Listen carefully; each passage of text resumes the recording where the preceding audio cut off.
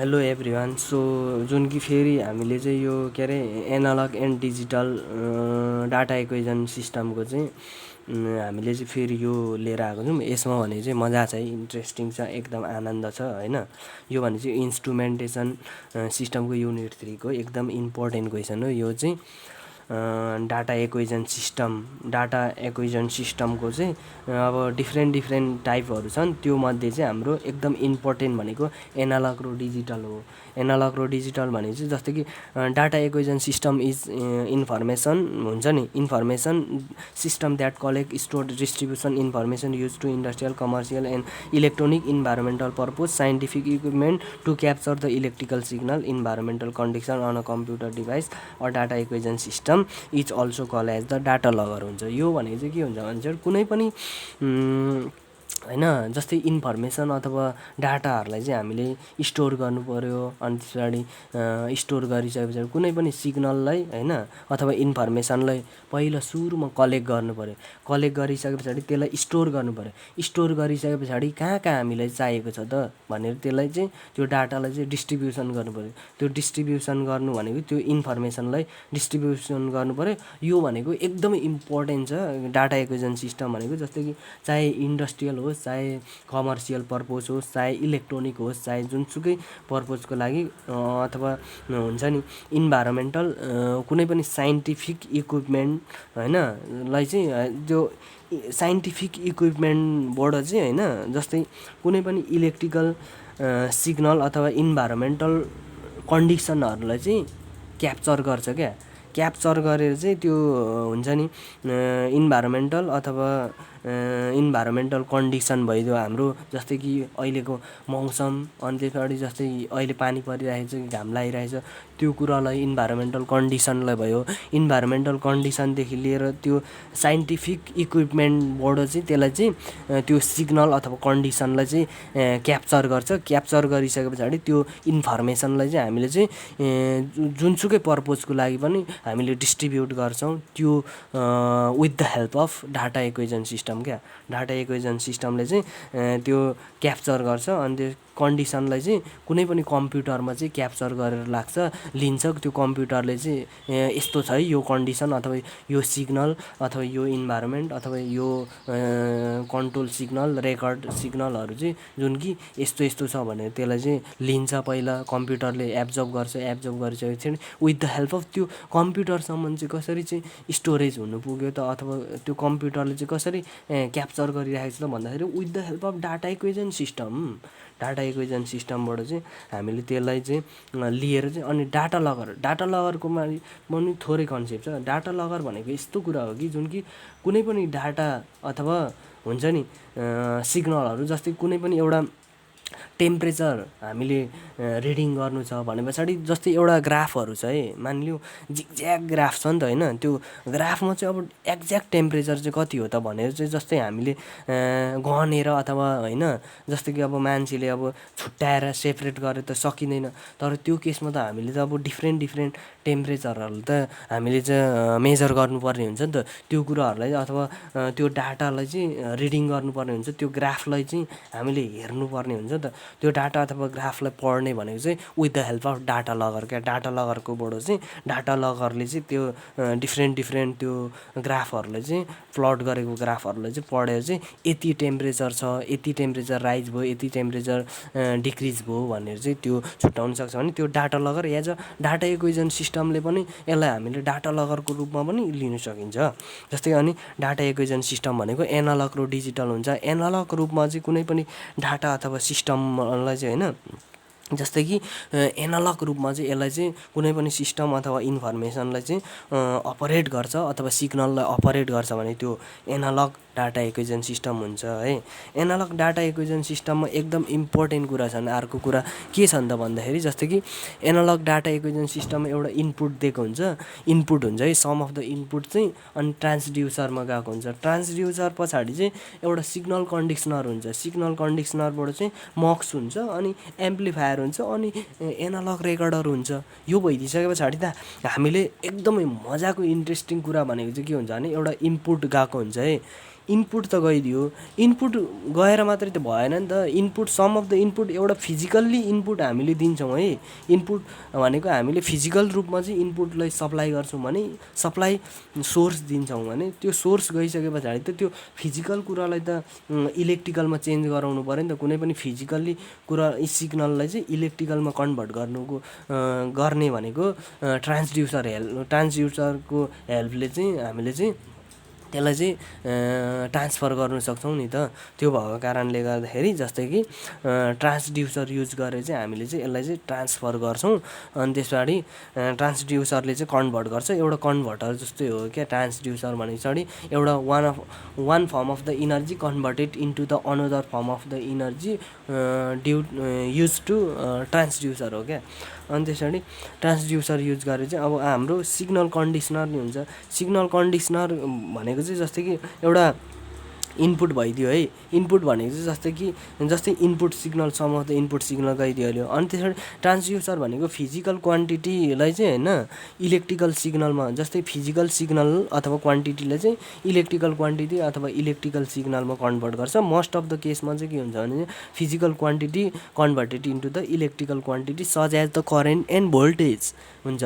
त्योबाट चाहिँ हामीले कन्भर्ट गरेर चाहिँ हामीले ट्रान्सड्युसरको रूपमा चाहिँ हामीले चाहिँ यसलाई चाहिँ इनपुटलाई चाहिँ कन्भर्ट गरेर ट्रान्सड्युसरबाट चाहिँ सिग्नल कन्डिसनरसम्म चाहिँ विथ द हेल्प अफ ट्रान्सड्युसरको हेल्पले चाहिँ हामीले चाहिँ सिग्नल कन्डिसनरमा पठाउँछौँ। अब त्यो ट्रान्सड्युसरबाट गएको आउटपुट हुन्छ नि जुन कि त्यो आउटपुटलाई चाहिँ अब फिजिकलबाट इलेक्ट्रिकल आउटपुटलाई चाहिँ हामीले चाहिँ के गर्नु सक्छ भने चाहिँ त्यसलाई चाहिँ म्याक्स इन्टु द के हुन्छ भने जस्तै कि सुइटेबल फर्म अफ कन्डिसन, जस्तै हामीले चाहेको जस्तो छ नि, जस्तो त्यो सिग्नलको कन्डिसन चाहिँ हामीले चाहिँ जस्तो चाहिन्छ नि त्यो अनुसार चाहिँ हामीले त्यो ट्रान्सड्युसरबाट गएको आउटपुटलाई चाहिँ चेन्ज गरेर चाहिँ हामीले त्यो सिग्नलको कन्डिसन अनुसार चाहिँ हामीले चाहिँ सुइटेबल सिग्नल पाउँछौँ भने त्यो भने चाहिँ सिग्नल कन्डिसनर हो क्या।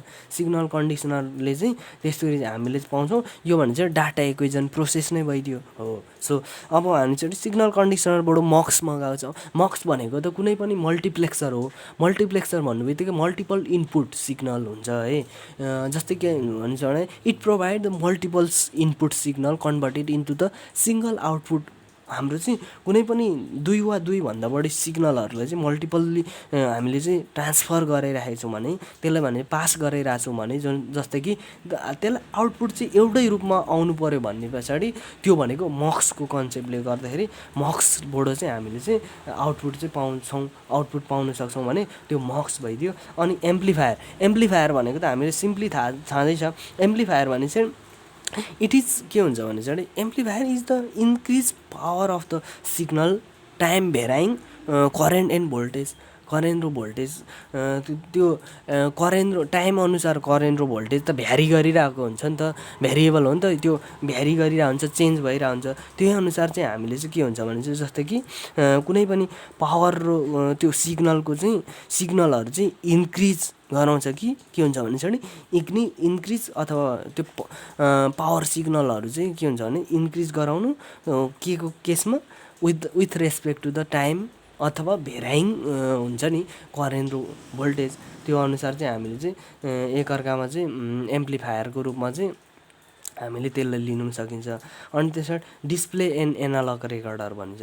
डिस्प्ले अथवा एनालग रेकर्डर भनेको चाहिँ के हुन्छ भने कुनै पनि आउटपुट डिस्प्ले गराउनु अथवा त्यसलाई चाहिँ रेकर्ड गराउनु अथवा कुनै पनि एनालग अथवा डिजिटल सिस्टमलाई चाहिँ हामीले रेकर्ड गराएर चाहिँ हामीले चाहिँ आउटपुटको रूपमा पाउनु भनेको चाहिँ जस्तै कि एनालग रेकर्डर अथवा डिस्प्ले डिभाइस भन्छौँ। त्यसबाट गर्दाखेरि हामीले डिस्प्ले त के हुन्छ भने चाहिँ input signal for monitoring purpose. जस्तै यो हाम्रो एनालग रेकर्डर अथवा हुन्छ नि डिस्प्ले डिभाइस पनि भन्छौँ। एनालग रेकर्डर र डिस्प्ले डिभाइसले भनेको चाहिँ जस्तै कि के हुन्छ भने चाहिँ कुनै पनि हुन्छ नि जस्तै इनपुट सिग्नललाई चाहिँ मोनिटरिङ गरेर चाहिँ हामीलाई आउटपुट देखाउँछ भने त्यो भनेको एनालग रेकर्डर अथवा डिस्प्ले डिभाइस हो। सो अनि म्याग्नेटिक टेप इन्स्ट्रुमेन्टेसन भनेको चाहिँ के हो त भन्दाखेरि it is use for the acquiring, restoring and reproducing input data कुनै पनि इनपुट डाटालाई हामीले फेरि पनि रिप्रोड्युस गरेर चाहिँ त्यसलाई पठाउनु पऱ्यो भने अनि त्यसरी एक्वायरिङ गर्नु पऱ्यो भने अनि स्टोरिङ गर्नु पऱ्यो भने चाहिँ जुन कि हामीले म्याग्नेटिक टेप रेकर्डर अथवा स्ट्रिप चार्ट रेकर्डर अथवा ओसिलोस्कोप एक्सरे अनि त्यसरी क्याथोड रेहरू चाहिँ हामीले युज गरेर चाहिँ हामीले चाहिँ त्यसबाट चाहिँ पठाउन सक्छौँ है त। यस्तो हो। त्यही भएर हाम्रो सर र यो प्रोसेसहरू पनि छ है, यो प्रोसेसहरू छ ठ्याक्क यो मैले अहिले डिफाइन गरेको अनुसार चाहिँ यो सबै। अनि अर्को फेरि यहाँ इन्ट्रेस्टिङ छ है, यो भने चाहिँ जस्तै अब फेरि digital data acquisition system. Digital data acquisition system भनेको चाहिँ के हो त भन्दाखेरि कुनै पनि जस्तै के हुन्छ भने चाहिँ डिजिटल्ली रूपमा चाहिँ कुनै पनि सिग्नलहरू अपरेट हुन्छ भने त्यो भने चाहिँ डिजिटल डाटा एक्विजन सिस्टम हो with the help of digital data acquisition system. So यसको पनि फेरि त्यही हो, इनपुट ट्रान्सड्युसर अनि त्यसरी त्यो अगाडिको जुन डिफाइन गरेको थिएँ त्यो डिफाइन चाहिँ एनालग रूपमा हुन्छ भने यो भनेको डिजिटल रूपमा हुन्छ। इनपुट पनि त्यही हो, ट्रान्सड्युसर नि त्यही हो र सिग्नल कन्डिसन नि त्यही हो, मक्स नि त्यही हो, एम्प्लिफायरको काम नि त्यही हो काम गरे। तर डिजिटलाइज रूपमा चाहिँ हाम्रो चाहिँ काम हुन्छ भने त्यो डिजिटल डाटा एक्विजन सिस्टम हो। सो त्यो यो सिम्पली हामीलाई अलिकति दुईवटा त्यो एनालग रेकर्डर र एम्प्लिफायरको बिचमा यहाँ भनेको चाहिँ sample hold and analog to digital converter use गरेको हुन्छ। यसको बारेमा चाहिँ म फेरि हल्का थप्छु यसको कुराहरू। जस्तै स्याम्पल एन्ड होल्ड भनेको चाहिँ के हुन्छ त भने चाहिँ युजली हामीलाई के गर्नु सक्यो भने चाहिँ जस्तै यो प्रायः जस्तो स्याम्पल एन्ड होल्ड चाहिँ प्रायः जस्तो एनालग टु डिजिटल कन्भर्टरमा युज गरिराखेको हुन्छ। कुनै पनि इनपुट सिग्नललाई चाहिँ अथवा कुनै पनि सिग्नललाई चाहिँ होल्ड गर्नु पऱ्यो भने, एकछिन रोक्नु पऱ्यो भने अथवा स्याम्पल फिल्टर गर्नु पऱ्यो भने चाहिँ त्यो चाहिँ स्याम्पल एन्ड होल्ड युज गरिन्छ। यो मोस्ट अफ द केसमा भने चाहिँ एनालग टु डिजिटल कन्भर्टरमा चाहिँ युज गरिराखेको हुन्छौँ हामीले। एडिसी भनेको चाहिँ अथवा स्याम्पल एन्ड होल्ड चाहिँ त्यो युज गरिरहेको हुन्छ। अब भने चाहिँ एनालग टु डिजिटल कन्भर्टर भनेको त के हुन्छ त भन्दाखेरि एनालग टु डिजिटल कन्भर्टर भन्नु बित्तिकै चाहिँ के हुन्छ भने चाहिँ कुनै पनि एनालग इनपुट सिग्नललाई चाहिँ के हुन्छ भने चाहिँ डिजिटलाइज इक्विभ्यालेन्ट आउटपुट सिग्नलमा ल्याउनु भनेको नै हाम्रो के हुन्छ त भन्दाखेरि त्यो नै हाम्रो के हुन्छ एडिसी हो क्या, एनालग टु डिजिटल कन्भर्टर भने चाहिँ कुनै पनि एनालग इनपुट छ त्यो एनालग इनपुटलाई चाहिँ इक्विभ्यालेन्ट डिजिटल आउटपुटमा ल्याउनु भनेको चाहिँ हाम्रो एडिसीको काम हो, त्यसलाई कन्भर्ट गर्नु हो एडिसीको कारणले। अनि त्यसरी डिजिटल रेकर्डर भनेको के हुन्छ, यसलाई डिजिटलाइज रूपमा चाहिँ कुनै पनि इनपुट सिग्नललाई चाहिँ हामीले स्टोर गर्नु अथवा के हुन्छ भने चाहिँ इट इज युज टु के हुन्छ डिस्प्ले अर डाटा डिजिटलाइज फर्मेटमा गर्नु भनेको डिस्प्ले डिभाइस भइदियो भने। अब डिजिटल रेकर्डर भनेको चाहिँ के हुन्छ भने चाहिँ it is use to the record अथवा डाटा हुन्छ नि, कुनै पनि रेकर्ड अथवा डाटालाई चाहिँ हामीले चाहिँ त्यसलाई चाहिँ डिजिटल फर्मेटमा चाहिँ डिस्प्ले गराउनु अथवा देखाउनु, रेकर्ड गर्नु, राख्नु भनेको चाहिँ हाम्रो के हुन्छ भने चाहिँ डिजिटल रेकर्डर भइदियो। हाम्रो त्यही छ है कन्सेप्ट चाहिँ जुन मल्टिप्लेक्सर त्यही हो, डिफाइन चाहिँ यसरी नै हुन्छ। जस्तै हामीले लास्टमा अलिकति चेन्ज भइदियो। सो यो तरिकाले चाहिँ हामीले चाहिँ डाटा एक्विजन सिस्टमको चाहिँ एकदमै इम्पोर्टेन्ट कुरा चाहिँ पढ्यौँ। सो यो एकदम धेरै इम्पोर्टेन्ट छ भिभिआई।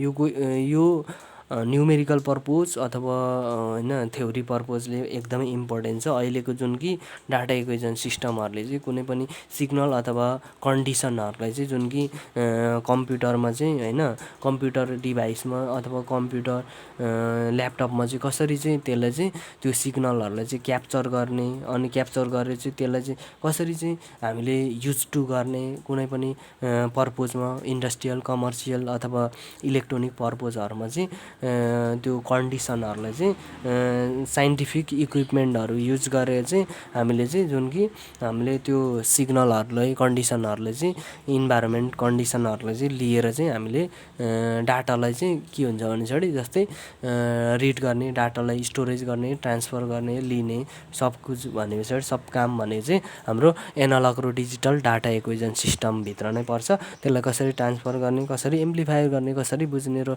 डिजिटलाइज आउटपुटमा चाहिँ कसरी डिस्क्रिट फर्ममा स्टोर गर्ने र एनालग फर्ममा स्टोर गर्ने भन्ने चाहिँ त्यही कारणले गर्दाखेरि चाहिँ हाम्रो डाटा एक्विजन सिस्टम युज गरिन्छ। Thank you everyone.